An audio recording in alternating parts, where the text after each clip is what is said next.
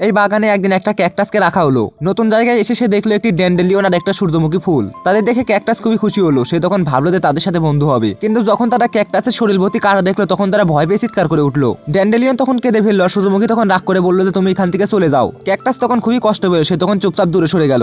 ঠিক তখনই বাতাস এলো, ড্যান্ডেলিয়নের বীজগুলো তখন উড়ে এসে ক্যাকটাসের কাছে পড়লো। সে তখন কৌতূহল নিয়ে দেখছিল, কিন্তু তাতেও তারা রেগে গেল। ক্যাকটাসের মনটা তখন আরো ভেঙে গেল।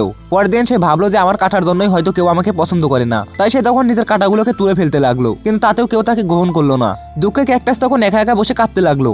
রাতে হঠাৎ ঝোপের মধ্যে শব্দ হলো। হঠাৎ করে একটা ছোট সজারু তার সামনে এলো। সে তখন হাত বাড়িয়ে দিল। ক্যাকটাস তখন একটু ভয় পেল, তারপরে সাহস করে হাত বাড়ালো। অবাক করার বিষয় হলো সজারু তার কাঁটা দেখে তখন একটুও ভয় পাচ্ছে না, কারণ তার নিজের শরীরেও কাঁটা আছে। আর এভাবেই তাদের মধ্যে বন্ধুত্ব শুরু হলো।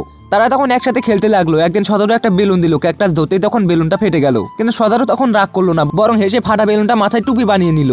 দূর থেকে তখন সবই দেখছিল ড্যান্ডেলিয়ন আর সূর্যমুখী। তারা তখন বুঝতে পারলো যে ক্যাকটাস খারাপ না। আবার তখন বাতাস এলো, বীজ তখন উড়ে এসে ক্যাকটাসের মাথায় পড়লো। সজারু তখন বললো যে ভয় পেও না, একটু ঝাঁকালেই উড়ে যাবে। ক্যাকটাস তখন তাই করলো।